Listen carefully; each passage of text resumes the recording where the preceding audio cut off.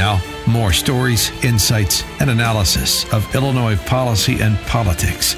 This is Illinois Rising, presented by the Illinois Opportunity Project. Once again, your host, AM 560's Dan Proft. It's the aforesaid Dan Proft, along with Pat Hughes at Illinois Opportunity Project, talking about all of the races on Tuesday. We just spoke with Jeanne Ives, taking your calls, 312-642-5600. You think I know the number by now. 312-642-5600, turnkey.pro answer line. Let's go to Charlotte in Arlington Heights. Charlotte, you're in Illinois Rising. Hi, Dan. There are 50 states out there. Why is it Illinois tops the pack in terms of median property taxes? Is that why people are exiting the state?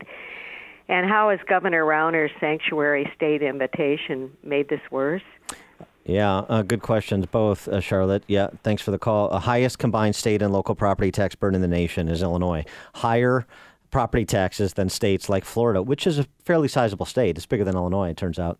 Higher property taxes in Illinois than in Florida, where they have no income tax, and in every other state where they have no income tax.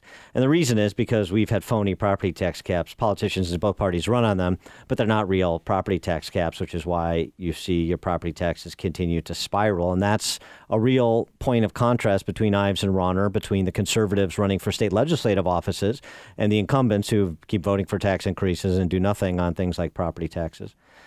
Because those conservatives, including Ives, support a 1% hard cap on property taxes as a percentage of your home value, like Indiana has, where they're paying a fraction of what you're paying, particularly in the suburbs, in property taxes. And so that's a game changer. The only way to put the handcuffs on politicians at the local level, your school boards, as well as at the state level, and have kind of a daisy chain effect, is to impose hard caps on the revenue they have to spend. And then I would argue, in addition to that, hard spending caps on state government, like we used to have with the Tabor laws, the Taxpayer Bill of Rights laws, where spending can only increase at the rate of population growth plus CPI and no more.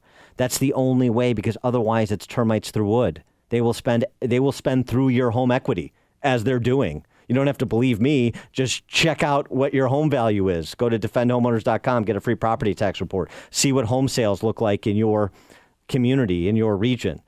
People's home values are being decimated by the highest property taxes in the nation. Yeah, what's interesting about what you just said, Dan, is in the 4 years that Governor Rauner has been governor or candidate for governor, you've never heard him say that, right? What you've heard him say is, I want to freeze. That's all you've said, freeze right? The highest in the nation. Freeze it at the highest in the nation, because then two things happen. He can not do what you just did and take on whatever political risks might be associated with it in his mind. And number two, say he's fighting for property tax relief. It's all transparent political nonsense, which is what this guy is. And so when Ives takes a position like she is on this that you've just articulated, you know what you're getting from her. You're getting a policy expert who wants to get policies done that will actually have positive impacts on the lives of the people in the state, whether you're a Republican, a Democrat, or an independent. Well, let's talk about the legislative races, though, because the other part of this mission to bring the conservative reform revolution to Illinois that has been visited positively on all of our Midwestern neighbors is at the General Assembly level, the State House in particular, the net 9 seats we need to depose Mike Madigan. And so which candidate sets up in terms of providing us the best opportunity to win those net 9 legislative House seats that we need to win? And how are those races, what are those important legislative races in the primary that set us up for November? Yeah, there are a few that come to mind. I mean, look at one right by where we're broadcasting today, not too far, is Shar Kegerice, who's the establishment challenger, versus Jillian Burness. The winner of that race is going to face Michelle Mussman. That's one of the big pickup opportunities. You and I are for Burness. She ran last time. She's a great candidate. If she can win that race, she's a great challenger against Mussman, and that's a pickup opportunity. You've got Dwight Kay downstate, who's going to ultimately, he's running against an establishment pick, an HRO pick, Wendy Earhart, but he's ultimately going to win that race and then challenge Katie Stewart down there, another big pickup opportunity. And then you've got a guy like Jay Kinsler, who's running against Deb Conroy. He's running in a primary now. He's going to win. And then Eastern DuPage County, running against Conroy. And then, Ken Instein up in Grays Lake.